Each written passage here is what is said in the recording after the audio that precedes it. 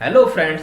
तो फिर से आपका स्वागत है नॉरसेट स्पेशल क्लास में। और आज हम नॉरसेट 2022 के इम्पोर्टेंट क्वेश्चंस को सॉल्व करेंगे जो नॉरसेट 2022 में आए थे और उनके इम्पोर्टेंट क्वेश्चंस है, उनके आगे आने के चांसेस भी हैं। और साथ साथ हम ये भी देखेंगे कि वो जो टॉपिक जिनसे नॉरसेट 2022 में आए थे उससे रिलेटेड क्या और क्वेश्चंस आने वाले टाइम में आ सकते हैं। तो बहुत ही इंपॉर्टेंट क्लास है जिसमें हम नॉरसेट का एक पैटर्न भी देखेंगे और वो क्वेश्चन भी देखेंगे जो नॉरसेट 2022 में पूछे गए।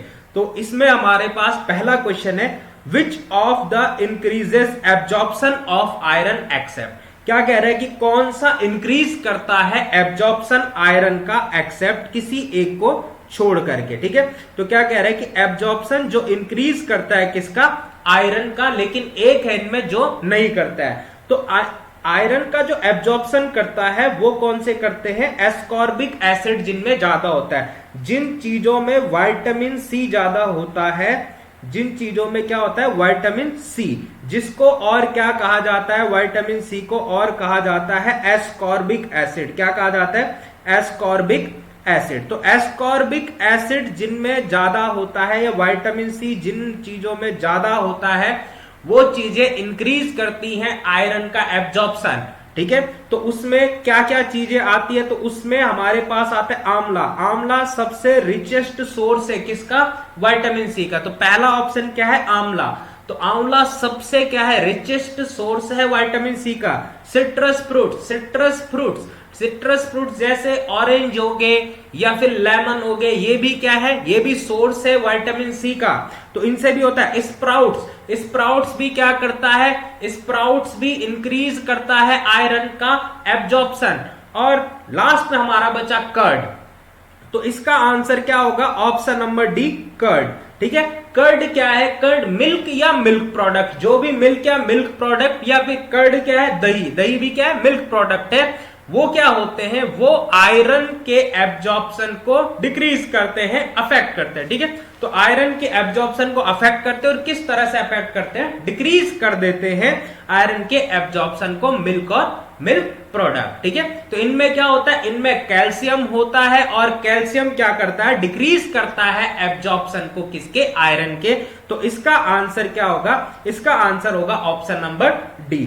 आंवला भी क्या है, एब्जॉर्प्शन को इंक्रीज करता है, सिट्रस फ्रूट भी इंक्रीज करता है, स्प्राउट्स भी इंक्रीज करते हैं, जबकि कर्ड में क्या होता है, कैल्शियम होता है और मिल्क प्रोडक्ट कैल्शियम है, इस वजह से आयरन एब्जॉर्प्शन को डिक्रीज करते हैं। उसके बाद नेक्स्ट क्वेश्चन की तरफ चलते हैं। नेक्स्ट क्वेश्चन क्या कह रहा है, नेक्स्ट क्वेश्चन कहता है, all of this seen in anorexia nervosa except. Anorexia nervosa में सब कुछ देखने को मिलता है, किसको छोड़कर। तो किसकी बात हो रही है, एनोरेक्सिया नर्वोसा की बात हो रही है। तो एनोरेक्सिया नर्वोसा क्या है, एनोरेक्सिया नर्वोसा में क्या होता है, एनोरेक्सिया मतलब क्या करता है, पेशेंट खाना नहीं खाता है, उसको क्या होता है, फैट फोबिया होता है, और साथ में क्या करता है, सेल्फ इंड्यूस्ड वोमिटिंग करता है। ठीक है, और उसके अलावा, इसके अलावा क्या करता है, उसका वेट लॉस हो जाता है कितना, 15 to 25%। ठीक है, 15 to 25% वेट लॉस हो जाएगा किसमें, एनोरेक्सिया नर्वोसा में। ठीक है, और इसके अलावा उसको क्या होता है, वेट फोबिया या फैट फोबिया होता है, और साथ में क्या नहीं करता हूं, उसके साथ में सेल्फ इंड्यूस्ड वोमिटिंग, खुद से उल्टियां मारता फिरता है। तो क्या कहते हैं उसको, एनोरेक्सिया नर्वोसा। ठीक है, तो इसमें क्या देखने को मिलता है, इसमें ऑस्टियोपोरोसिस देखने को मिलती है। क्यों, वेट कम हो रहा है तो बोन की डेंसिटी, बोन का मास भी क्या होता है, कम होता है। उसके अलावा क्या होते हैं, मायोकार्डियल हाइपरट्रॉफी। ठीक है, इसमें क्या होता है, इलेक्ट्रोलाइट इंबैलेंस होता है, जिसकी वजह से क्या हो सकती है, मायोकार्डियल हाइपरट्रॉफी लेटर डेवलप हो सकती है। और क्या, बार बार सेल्फ इंड्यूस्ड वोमिटिंग करता है, जिससे वेगस नर्व का स्टिमुलेशन हो सकता है।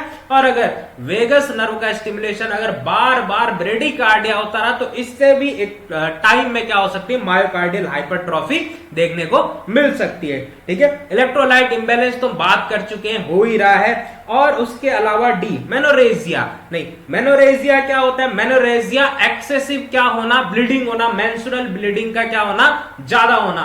तो मेंस्ट्रुअल ब्लीडिंग ज्यादा नहीं होती है, इसमें क्या देखने को मिलता है, मेनोरेजिया नहीं देखने को मिलता। तो एक्सेप्ट किसे छोड़कर, मेनोरेजिया को छोड़कर। इसमें क्या देखने को मिलता है, एमेन्यूरिया देखने को मिलता है, ठीक है।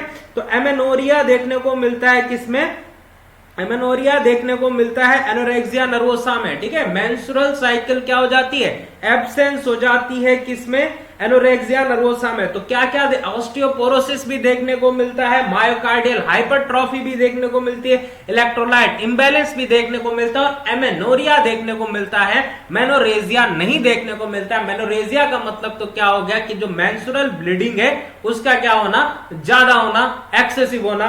जबकि इसमें क्या देखने को मिलता है, एब्सेंस देखने को मिलती है हार्मोनल इम्बैलेंस की वजह से मेंस्ट्रुएशन साइकिल। तो इसका आंसर है ऑप्शन नंबर डी, मेनोरेजिया। उसके बाद नेक्स्ट क्वेश्चन की तरफ मूव करते हैं। नेक्स्ट क्वेश्चन क्या कह रहा है, copper T 380 effective for how many years as contraceptive. Copper T 380 कितने सालों तक इफेक्टिव है कॉन्ट्रासेप्टिव के रूप में। तो ये बहुत इंपॉर्टेंट क्वेश्चन है। कॉपर टी 380 कितने सालों तक, 3 ईयर, 5 ईयर, 10 ईयर या फिर 7 ईयर। तो कॉपर टी 380 कितने वर्षों तक इफेक्टिव है, 10 ईयर्स। इसका आंसर क्या है, 10 ईयर्स तक क्या इफेक्टिव है कॉपर टी 380। तो कॉपर टी 380 कितने ईयर्स तक इफेक्टिव है, आंसर है 10 ईयर्स तक इफेक्टिव है। उसके बाद नेक्स्ट क्वेश्चन पे चलते हैं। नेक्स्ट क्वेश्चन क्या कह रहा है, नेक्स्ट क्वेश्चन कहता है multiple sclerosis is characterized by, multiple sclerosis is characterized by, option number A progressive demyelination in central nervous system, option B impaired cerebral circulation, option C deficiency of neurotransmitter dopamine and serotonin, and option number D deterioration of the spinal column. तो इसमें से कौन सा इसका सही answer होगा।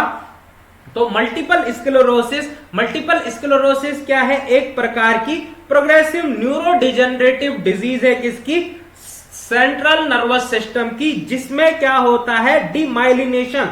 तो option number ए इसका बिल्कुल सही है। इसमें क्या होता है, जो न्यूरॉन पर, सेंट्रल नर्वस सिस्टम के न्यूरॉन पर क्या होती है, माइलिन सीट होती है। क्या होती है, माइलिन सीट, जो इनके फास्ट कंडक्शन में हेल्प करता है, ठीक है। जो नर्व इंपल्सेस के फास्ट कंडक्शन में हेल्प करती है माइलिन सीट, उसका क्या होना शुरू हो जाता है, डिजनरेशन होना शुरू हो जाता है, डिजनरेट होनी शुरू हो जाती है, जिसमें नर्व कंडक्शन इफेक्ट होती है। नर्व कंडक्शन सही समय से नहीं पहुंच पाती, स्लो हो जाती है। और मल्टीपल इसलिए कहते हैं क्योंकि ये जो लीजन है, ये डीमाइलिनेशन लीजन है, ये सेंट्रल नर्वस सिस्टम यानी कि ब्रेन और स्पाइनल कॉर्ड के बहुत सारी स्थानों पर पाया जाता है, इसलिए नाम क्या देते हैं, मल्टीपल स्क्लेरोसिस। तो है क्या ये, प्रोग्रेसिव डीमाइलिनेशन, माइलिन सीट का डिजनरेशन होना, कौन से नर्वस सिस्टम के, सेंट्रल नर्वस सिस्टम के। तो आंसर नंबर ए है किसका, क्वेश्चन नंबर 4 का। उसके बाद नेक्स्ट क्वेश्चन की तरफ मूव करते हैं। नेक्स्ट क्वेश्चन क्या कह रहा है, नेक्स्ट क्वेश्चन कहता है a person states that he is sent by a higher deity, he will help us all and guide to way to God. क्या कह रहा है, एक पर्सन ऐसा कह रहा है कि उसको हायर डाइटी मतलब भगवान, गॉड ने स्वयं खुद से भेजा है। ही विल हेल्प अस, वो हमारी मदद करेंगे और गाइड करेंगे हमें भगवान के रास्ते पर। तो बड़ी बड़ी बातें कर रहा है पेशेंट। तो क्या कह रहा है, एक पेशेंट आपकी नाइट ड्यूटी शुरू हुई है और जाते ही एक पेशेंट ने आपको कह दिया भाई साहब कि उसको तो किसने भेजा है, उसको तो भगवान ने भेजा है, ठीक है। तो आप पहले माहौल बना के जाए हुए हैं, आप क्या कहोगे उसे, आप तो पहले तो यही कहोगे कि सुबह से मैं ही मिला तुझे बनाने के लिए है, कि तुझे ही भेज रखा है, हम तो ऐसे ही बैठे हैं यहाँ। नहीं, आपने ऐसे नहीं कहना, आपने उसकी बातें सुननी है, पहले पूरी बातें सुननी है, ठीक है। आप उसकी बातें सुनोगे और फिर देखोगे कि उसको क्या है, डिल्यूजन है, उसको क्या है, डिल्यूजन है। तो वो पूछना चाह रहा है एग्जामिनर कि एक पर्सन जब ऐसा कह रहा है कि उसको क्या है, he is sent by a higher deity, उसको भगवान ने स्वयं भेजा है, तो उसको किस प्रकार का डिल्यूजन है, delusion of grandiosity, delusion of reference, delusion of persecution या डिल्यूजन ऑफ ज्वेलेसी। तो अगर एक पेशेंट ऐसा कहता है, ठीक है, तो उसको क्या, उसको है डिल्यूजन ऑफ ग्रैंडियोसिटी, ठीक है। ग्रैंडियोसिटी, ग्रैंड मतलब बड़ी बड़ी बातें करना। तो पेशेंट जमीनी बातें नहीं कर रहा है, आसमानी बातें कर रहा है, बड़ी बड़ी बातें कर रहा है, ठीक है। तो अगर पेशेंट इस तरह से कहता है कि वो सुप्रीम पावर है, उसको भगवान ने भेजा है, ये अहम ब्रह्मा, मैं खुद ही क्या हूं, भगवान हूं, इस तरह की अगर बातें कर रहा है तो इसका मतलब क्या है, उसको क्या है, डिल्यूजन ऑफ ग्रैंडियोसिटी है। तो इसका है ऑप्शन नंबर ए आंसर है, डिल्यूजन ऑफ ग्रैंडियोसिटी। उसके बाद नेक्स्ट क्वेश्चन की तरफ मूव करते हैं। नेक्स्ट क्वेश्चन क्या कहता है, नेक्स्ट क्वेश्चन कहता है deficiency of which vitamin causes defective bone demineralisation disorder called rickets. क्या कह रहा है कि कौन से, सीधा सीधा कह रहा है कि डेफिशिएंसी कौन से विटामिन की defective bone mineralization disorder cause करता है, जिसको क्या कहते हैं, रिकेट्स। तो रिकेट्स कौन से विटामिन की डेफिशिएंसी तो होता है, विटामिन ए, ई, डी या बी। तो इसका आंसर है रिकेट्स कौन से विटामिन की डेफिशिएंसी से होता है, इसका आंसर है option number C, vitamin D. तो विटामिन डी की डेफिशिएंसी से क्या होता है, रिकेट्स देखने को मिलता है। उसके बाद नेक्स्ट क्वेश्चन की तरफ चलते हैं। नेक्स्ट क्वेश्चन क्या कहता है, नेक्स्ट क्वेश्चन है question number 7, Wernicke's encephalopathy is caused by the deficiency of. Wernicke's encephalopathy किसकी डेफिशिएंसी की वजह से होता है। तो वर्निक्स एनसेफेलोपैथी क्या होती है, वर्निक्स एनसेफेलोपैथी एक डिजेनरेटिव डिजीज है, ठीक है, जो कैरेक्टराइज्ड होती है ट्राइड फीचर से, 3 फीचर से कैरेक्टराइज्ड होती है। क्या होता है इसमें, अटैक्सिया हो जाता है, क्या हो जाता है, अटैक्सिया। जो वॉलंटरी मसल्स है उनका कोऑर्डिनेशन नहीं हो पाता मूवमेंट्स के दौरान। उसके अलावा इसमें क्या देखने को मिलता है, कंफ्यूजन देखने को मिलता है। क्या देखने को मिलता है, कंफ्यूजन, अटैक्सिया, कंफ्यूजन और ऑप्थेल्मोप्लेजिया। और क्या देखने को मिलता है, ऑप्थेल्मोप्लेजिया, ऑप्थेल्मोप्लेजिया। प्लेजिया मतलब पैरालाइसिस, ऑप्थेल्मोप्लेजिया मतलब अटैक, 3 फीचर देखने को मिले, अटैक्सिया, कंफ्यूजन और ऑप्थेल्मोप्लेजिया। तो ऑप्थेल्मोप्लेजिया, प्लेजिया मतलब paralysis, paralysis of eye muscles, eye की मसल्स का पैरालाइसिस हो जाना क्या कहलाता है, ऑप्थेल्मोप्लेजिया। तो इसमें क्या देखने को मिलता है, वर्निक्स एनसेफेलोपैथी में ट्राइड फीचर से क्या होता है, ये कैरेक्टराइज होता है, न्यूरोडिजेनरेटिव डिजीज है। तो क्या कहना चाह रहा है, किसकी डेफिशिएंसी से होता है, थायमिन, राइबोफ्लेविन, विटामिन डी या विटामिन ए। तो वर्निक्स एनसेफेलोपैथी का कॉज क्या है, इसका कॉज है ऑप्शन नंबर ए, किसकी डेफिशिएंसी से हो रहा है, थायमिन यानी विटामिन बी1। थायमिन का दूसरा नाम क्या है, विटामिन बी1 को ही क्या कहते हैं, थायमिन कहते हैं।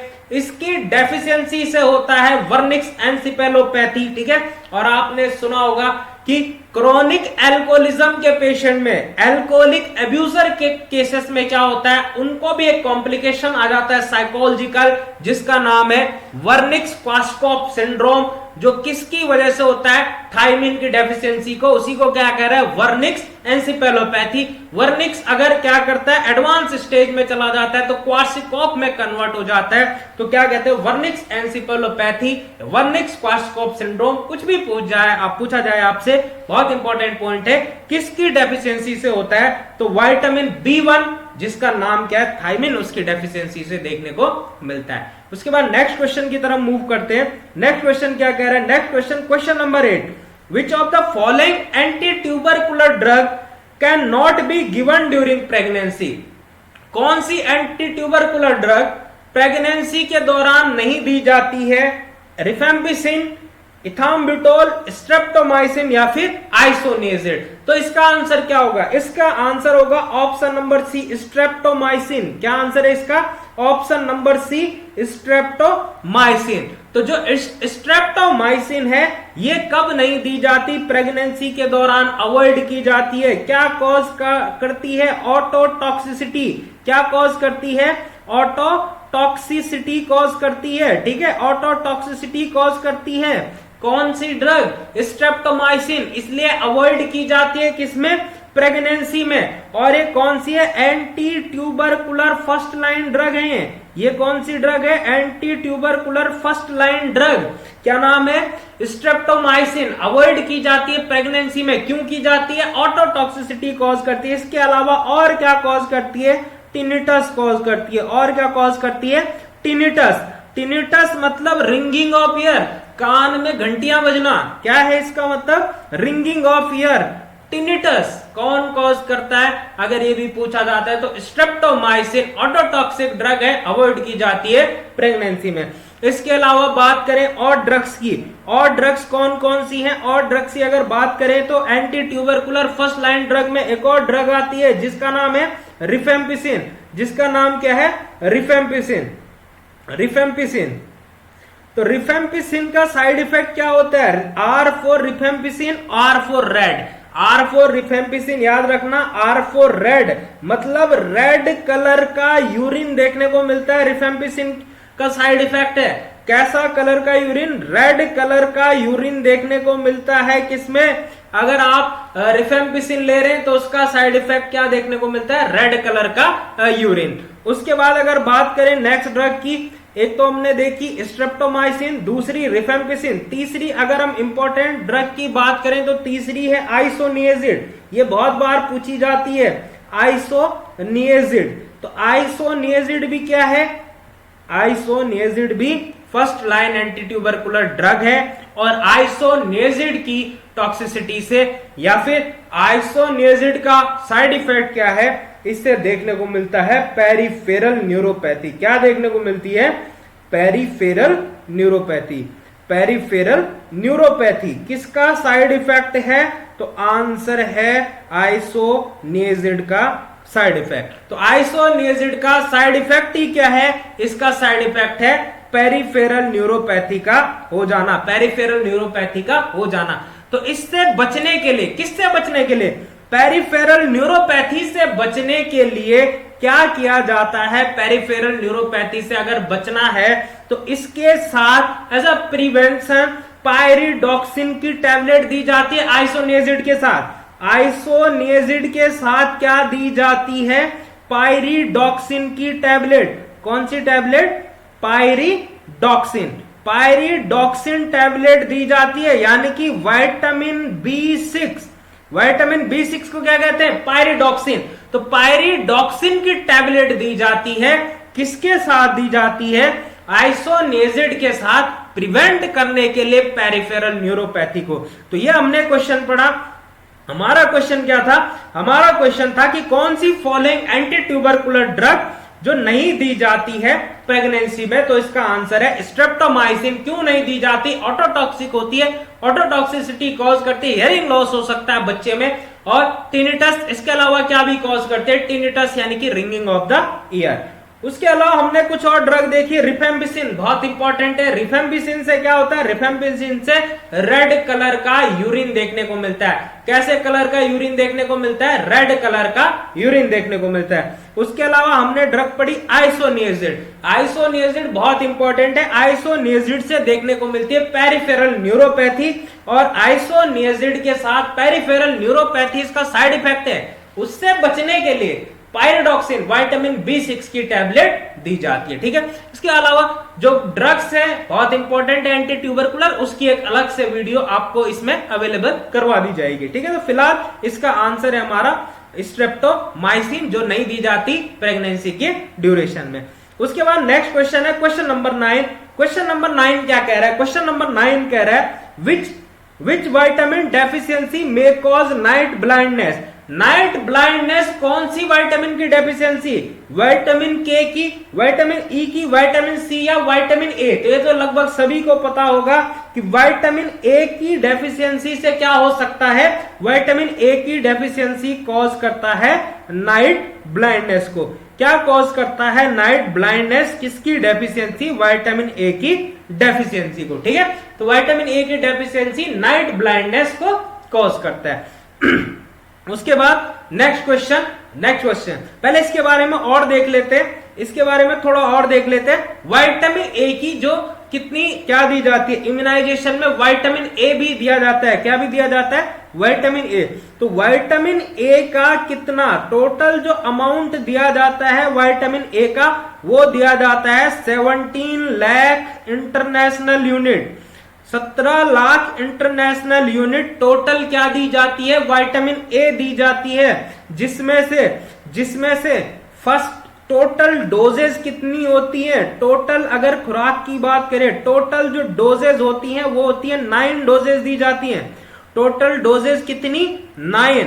टोटल अमाउंट कितना, 17 lakh international unit. First dose दी जाती है कब, जो फर्स्ट डोज है किसकी, विटामिन ए की जो फर्स्ट डोज है वो कब दी जाती है, वो दी जाती है 9 मंथ पर, 9 महीने पर दी जाती है। 9 महीने पर कौन सी वैक्सीन के साथ, मीजल्स वैक्सीन के साथ दी जाती है। किसके साथ दी जाती है, मीजल्स के साथ दी जाती है, विद मीजल्स। किसके साथ दी जाती है, मीजल्स वैक्सीन के साथ दी जाती है, ठीक है। और कितना अमाउंट दिया जाता है 9 मंथ पर फर्स्ट डोज में, 1 lakh international unit, 1 lakh international unit. तो विटामिन ए की टोटल जो अमाउंट दिया जाता है 17 लाख इंटरनेशनल यूनिट, और डोजेज टोटल है 9 डोजेज, जिसमें से फर्स्ट डोज कब दी जाती है, फर्स्ट डोज 9 मंथ पर मीजल्स वैक्सीन के साथ दी जाती है।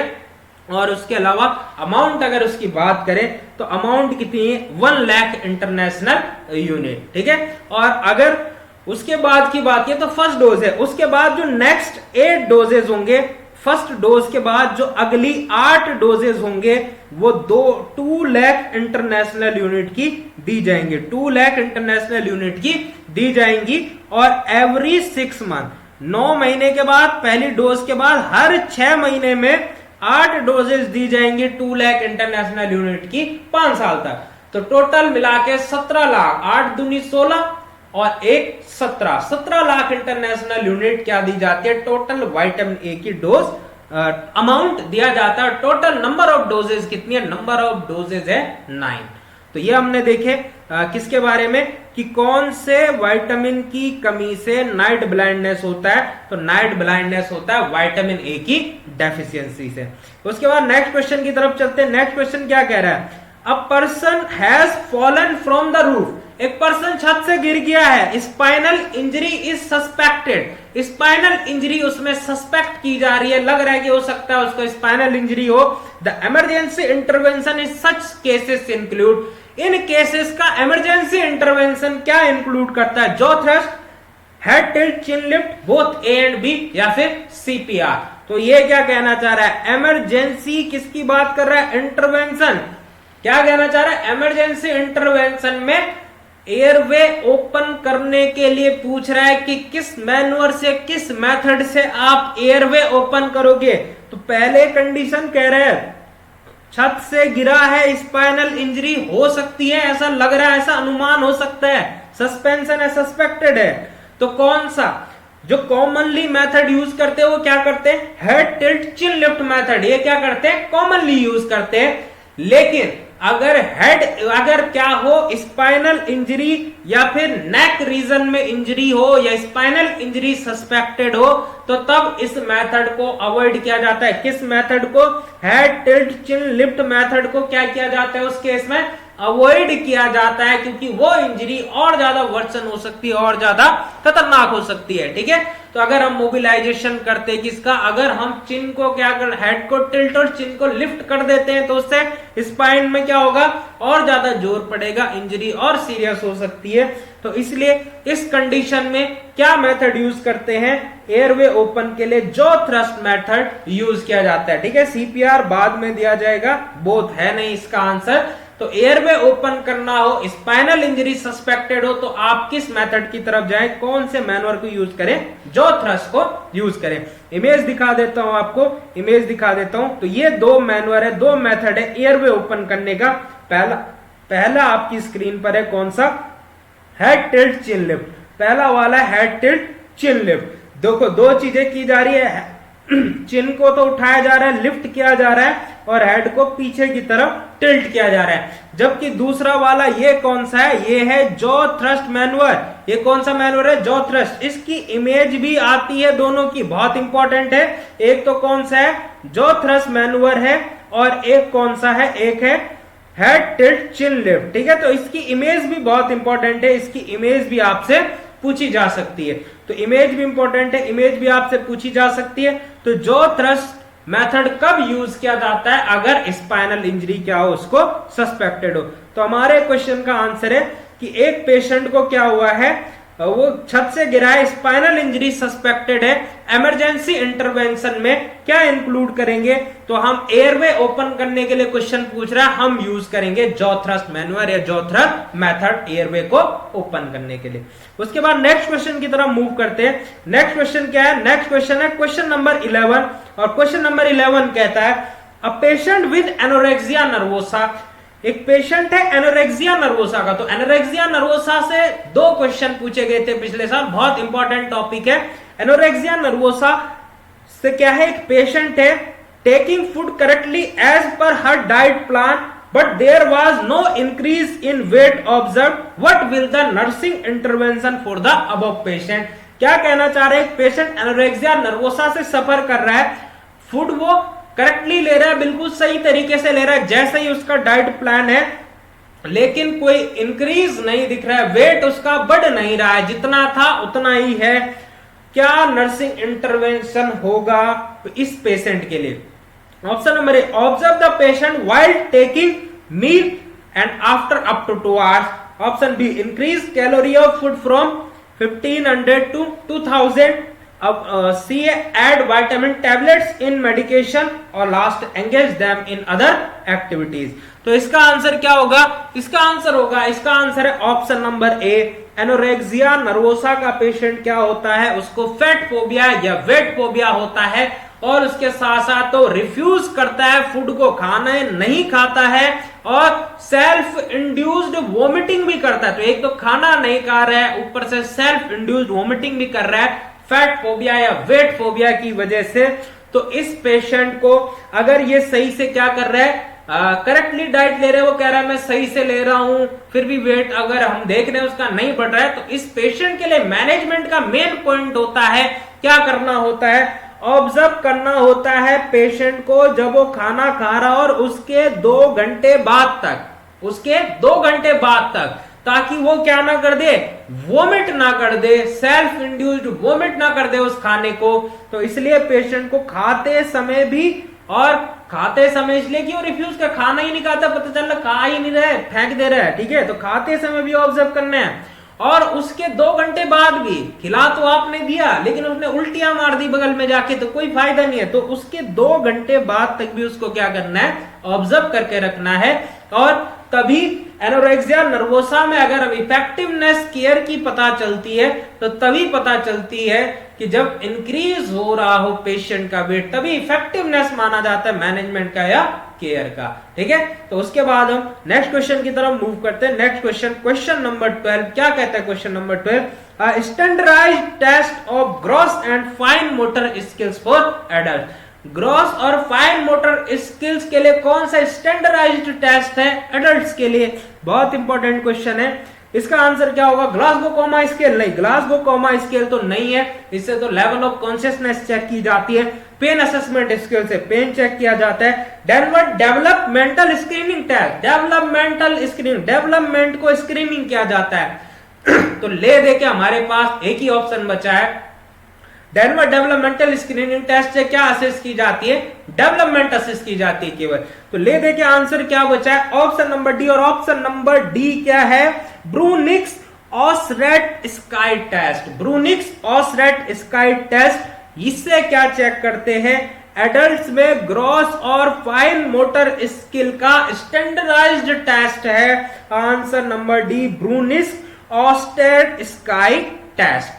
तो आई होप आपको समझ आ रहा होगा। उसके बाद नेक्स्ट क्वेश्चन की तरफ मूव करते हैं। नेक्स्ट क्वेश्चन है identify the image. Next question क्या कह रहा है, नेक्स्ट क्वेश्चन कह रहा है आइडेंटिफाई द इमेज को आइडेंटिफाई करना है, आपने इमेज को आइडेंटिफाई करना है और बताना है कि ये किस चीज की इमेज है, ठीक है। तो इमेज को आइडेंटिफाई करना है, और उसके बाद ये क्या, ये टी ट्यूब है, क्या ये इरिगेशन कैनुला है, क्या ये स्टमक ट्यूब है, या फिर फॉलीज कैथेटर है। तो ये तो बहुत इजी इमेज है, ये भी आई थी पिछले साल। तो ये क्या है, ये है फॉलीज कैथेटर। ये किसकी इमेज है, ये है follies catheter. Option number D, follies catheter. और फॉलीज कैथेटर में भी कौन सा follies catheter, double lumen follies catheter. कौन सा फॉलीज कैथेटर है, डबल ल्यूमन फॉलीज कैथेटर की इमेज है। तो ये कौन सा फॉलीज कैथेटर है, ये है डबल ल्यूमन फॉलीज कैथेटर, ठीक है। तो double lumen Foley catheter routine care में यूज करता है। कैथेटराइजेशन की वीडियो डिस्क्रिप्शन में उसका लिंक है, आप उसको डिटेल में देख सकते हैं। जितने भी टाइप्स के कैथेटर है उसके बारे में उसमें बताया गया है, ठीक है। उसके बाद नेक्स्ट क्वेश्चन की तरफ मूव करते हैं। नेक्स्ट क्वेश्चन क्या कहता है, identify the image. Next question भी इमेज बेस्ड है और नेक्स्ट क्वेश्चन कह रहा है आइडेंटिफाई कीजिए इस इमेज को, ठीक है। तो इस इमेज को आपने आइडेंटिफाई करना है। थोड़ा जूम आउट कर देता हूं। ये इमेज क्या है, सिम्स स्पेकुलम है, आउटलेट फोर्सेप है, लरिंजोस्कोप है या फिर फिटोस्कोप है। तो ये इमेज क्या कहती है, इसका आंसर है इजी सी इमेज है, ये है पिनार्ड फिटोस्कोप। ये कौन सा, ऑप्शन नंबर डी। ये कौन सा है, ऑप्शन नंबर डी। ये क्या है, ये है फिटोस्कोप या फिर पिनार्ड फिटोस्कोप की इमेज है। ये किसकी इमेज है, पिनार्ड फिटोस्कोप की। तो पिनार्ड फिटोस्कोप से क्या किया जाता है, तो हम देखेंगे पिनार्ड फिटोस्कोप से कब हार्ट साउंड ऑस्कल्टेट किया जाता है। तो कौन सा है, ये है फिटोस्कोप। ये क्या है, पिनार्ड फिटोस्कोप, पिनार्ड PINARD, पिनार्ड फिटोस्कोप। तो पिनार्ड फिटोस्कोप से क्या किया जाता है, फीटल हार्ट साउंड ऑस्कल्टेशन। क्या किया जाता है, फीटल हार्ट साउंड ऑस्कल्टेशन किया जाता है, फीटल हार्ट साउंड का ऑस्कल्टेशन। तो ऑस्कल्टेशन अगर किया जाता है फीटल हार्ट साउंड का, किससे, पिनार्ड फिटोस्कोप से, तो कब किया जाता है। बहुत इंपॉर्टेंट क्वेश्चन पूछा जाता है, कब हम पिनार्ड फिटोस्कोप से करते हैं। तो इसका आंसर बताना आप बताना 18 to 20 वीक्स। कब किया जाता है, 18 to 20 वीक्स में, ठीक है। 18 to 20 वीक्स में किससे फीटल हार्ट साउंड ऑस्कल्टेट कर सकते हैं, विद द हेल्प ऑफ पिनार्ड फिटोस्कोप। और इसके अलावा और किससे कर सकते हैं, और किससे कर सकते हैं, ऑर्डिनरी स्टेथोस्कोप से। इसके अलावा किससे कर सकते हैं, ऑर्डिनरी स्टेथोस्कोप, जो स्टेथोस्कोप है उससे, स्टेथोस्कोप। तो ऑर्डिनरी स्टेथोस्कोप और किससे, पिनार्ड फिटोस्कोप से क्या किया जा सकता है, फीटल साउंड ऑस्कल्टेट किया जा सकता है। और कब, दोनों से ही 18 से 20 वीक में, दोनों से ही कब किया जा सकता है, 18 to 20 वीक्स में।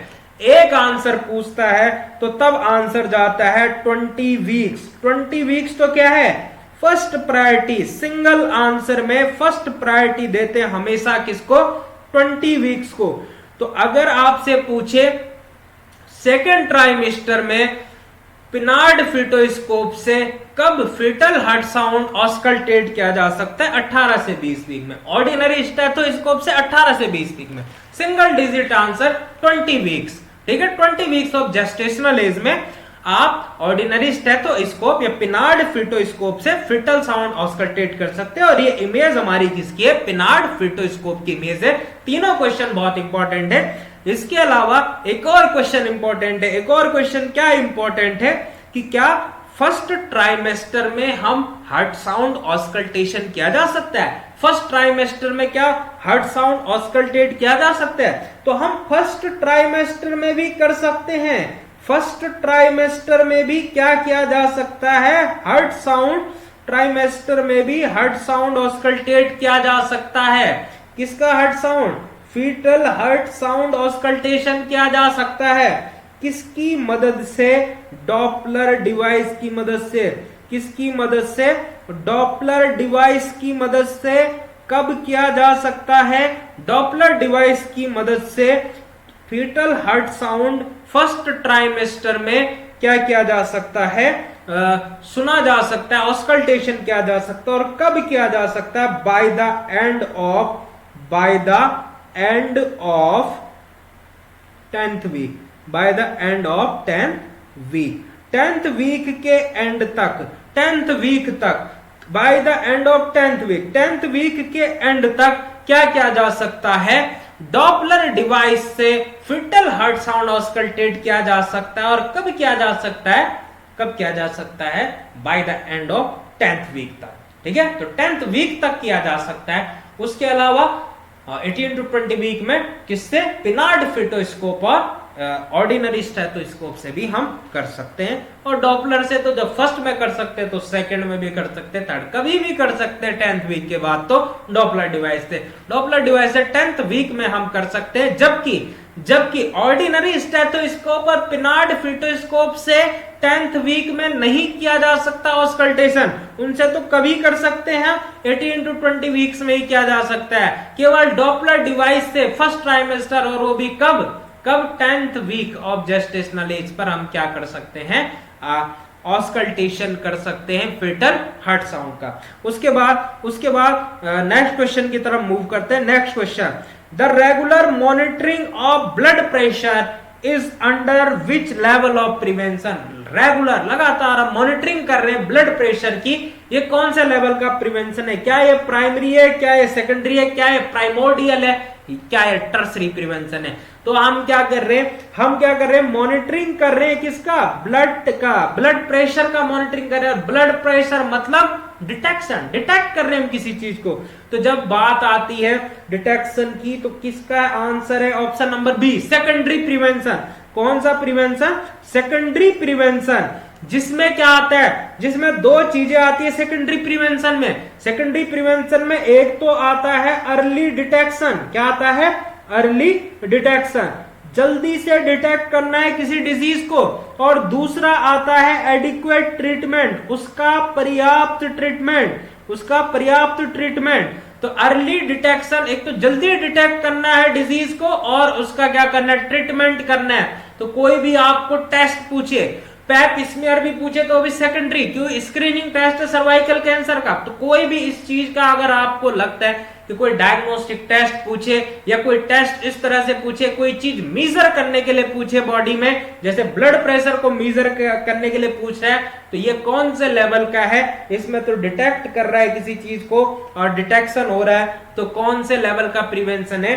सेकेंडरी प्रिवेंशन है, जिसमें क्या आता है, अर्ली डिटेक्शन और एडिक्वेट ट्रीटमेंट। अगर ट्रीटमेंट भी पूछा जाए कि कोई ट्रीटमेंट हो रहा है तो किस लेवल का प्रिवेंशन है, तो भी वो सेकेंडरी का है। कोई डायग्नोस्टिक टेस्ट हो रहा है तो वो भी सेकेंडरी लेवल का प्रिवेंशन है। नेक्स्ट क्वेश्चन की तरफ मूव करते हैं। नेक्स्ट क्वेश्चन क्या कहता है? नेक्स्ट क्वेश्चन है क्वेश्चन नंबर 16। क्वेश्चन नंबर 16 क्या कह रहा है? An anganwadi worker assess the malnutrition status by. एक आंगनवाड़ी वर्कर कैसे माल न्यूट्रिशन को स्टेटस को असेस करती है? किसके द्वारा असेस करती है? किस चीज के द्वारा? Weight for height, weight for age, height for age, या मिडाम सरकमफ्रेंस। तो आंगनवाड़ी वर्कर, ध्यान रखना, anganwadi worker option number C, weight for age. Anganwadi worker malnutrition या न्यूट्रिशनल स्टेटस किससे मेजर करती है? वेट फॉर एज से। किससे मेजर करती है? वेट फॉर एज से। तो वेट लेती रहती है, एक आंगनवाड़ी में एक ग्रोथ चार्ट लगा होता है, उसमें बच्चे का बर्थ वेट से लेकर के जैसे जैसे वेट उसका बढ़ता जा रहा है मेजर करके उसमें लिखते चले जाते हैं। तो उसी से क्या मॉनिटरिंग की जाती है? ग्रोथ मॉनिटरिंग की जाती है, वेट लेकर के, और किसके अकॉर्डिंग? एज के अकॉर्डिंग। तो याद रखना, आंगनबाड़ी वर्कर कैसे असेस करती है माल न्यूट्रिशन स्टेटस या nutritional status? Weight for age. Weight for age, वो ग्रोथ चार्ट आपको दिखा देता हूं। वो ग्रोथ चार्ट ये है, आपने देखा होगा, आप कभी आंगनवाड़ी में गए होंगे तो इस तरह का क्या लगा होता है? ग्रोथ चार्ट लगा होता है, जिसमें वेट लेते हैं एज के अकॉर्डिंग, है ना। तो इसमें यहाँ पर बर्थ वेट लिखा जाता है, सबसे डाउन में यहाँ पर बर्थ वेट से स्टार्ट होता है, और जैसे जैसे एज के अकॉर्डिंग उसका वेट बढ़ता चला जाता है, इस ग्राफ को बढ़ती चली जाती है आंगनवाड़ी वर्कर। और एक कहां पर होता है ये चार्ट लगा हुआ? ये ग्रोथ चार्ट लगा होता है आंगनवाड़ी सेंटर में। उसके बाद ये क्वेश्चन आपको समझ आ गया होगा कि एक आंगनवाड़ी वर्कर कैसे असेस करती है किसको? माल न्यूट्रिशन स्टेटस को। तो आंसर है इसका वेट फॉर एज। वेट लेती है, वेट मेजर करती रहती है एज के अकॉर्डिंग बच्चे का, ठीक है। उसके बाद नेक्स्ट क्वेश्चन क्या कहता है? नेक्स्ट क्वेश्चन है which of the following is not included in the surgical safety checklist. इसमें से कौन सा इंक्लूड नहीं होता है सर्जिकल सेफ्टी चेकलिस्ट में? Option number A, verify the patient name and procedure to be done, option B allergy check, option C medication check, या फिर ऑप्शन डी काउंसलिंग। तो इसमें से आपको बताना है इसमें से कौन सा नहीं होता है। तो अगर हम बात करें किसकी, बात करें verify the patient name and procedure to be done, तो ये भी चेक करना है किसमें, सर्जिकल सेफ्टी चेकलिस्ट में ये भी होता है कि वेरीफाई कर, अरे जिस पेशेंट की सर्जरी कर रहे हैं, जिसके साथ प्रोसीजर कर रहे हैं सर्जरी का, उसका वेरिफिकेशन जरूरी है कि नहीं है, बिल्कुल जरूरी है। उसका एलर्जी चेक करना, बिल्कुल एलर्जी चेक करना भी जरूरी है, ठीक है। तो एलर्जी चेक करना भी जरूरी है, तो उसका वेरिफिकेशन भी जरूरी है, एलर्जी चेक करना भी जरूरी है। कोई एलर्जी हुई तो क्या हो जाएगी, दिक्कत हो सकती है। और मेडिकेशन भी चेक करना उसका क्या है, जरूरी है। तो ये सब चीजें जरूरी है। जरूरी क्या नहीं है, जरूरी क्या नहीं है, काउंसलिंग। काउंसलिंग केयर के हिसाब से तो जरूरी है, पेशेंट केयर के लिए काउंसलिंग बहुत जरूरी है कि एक्सपर्ट के द्वारा उसको क्या दी जाए, काउंसलिंग दी जाए। लेकिन काउंसलिंग जो आ रहा है इसका आंसर होगा कि नहीं है। क्यों, ये किस पर आ, ये साइकोलॉजिकल एस्पेक्ट की बात कर रहा है। किसकी बात कर रहा है, साइकोलॉजिकल एस्पेक्ट की बात कर रहा है। काउंसलिंग में साइकोलॉजिकल एस्पेक्ट की बात कर रहा है, जबकि एग्जामिनर हमसे क्या पूछ रहा है, कौन सा इंक्लूड नहीं है, सर्जिकल सेफ्टी चेकलिस्ट, सर्जरी के बारे में पूछ रहा है। तो पेशेंट वेरीफाई करना बहुत जरूरी है, एलर्जी चेक करना बहुत जरूरी है, उसकी मेडिकेशन चेक करना जरूरी है। काउंसलिंग सर्जिकल इस ऑप्शन के अकॉर्डिंग सर्जिकल चेकलिस्ट में इंक्लूड नहीं है, क्योंकि वो किससे, वो सर्जरी से रिलेटेड नहीं है, वो किससे रिलेटेड है, साइकोलॉजी से रिलेटेड है। साइकोलॉजी का मैटर है, सर्जरी का मैटर नहीं है। तो कौन सा इंक्लूड नहीं है, not included in the surgical safety checklist, तो आंसर है काउंसलिंग, ऑप्शन नंबर डी। उसके बाद नेक्स्ट क्वेश्चन की तरफ मूव करते हैं। क्वेश्चन नंबर 18 क्या कह रहा है, क्वेश्चन नंबर 18 कहता है कि the amount of elemental iron is 1 iron tablet for mother is, एक आयरन की टैबलेट में एलिमेंटल आयरन कितना होता है। तो एलिमेंटल आयरन किसकी बात हो रही है, एलिमेंटल आयरन।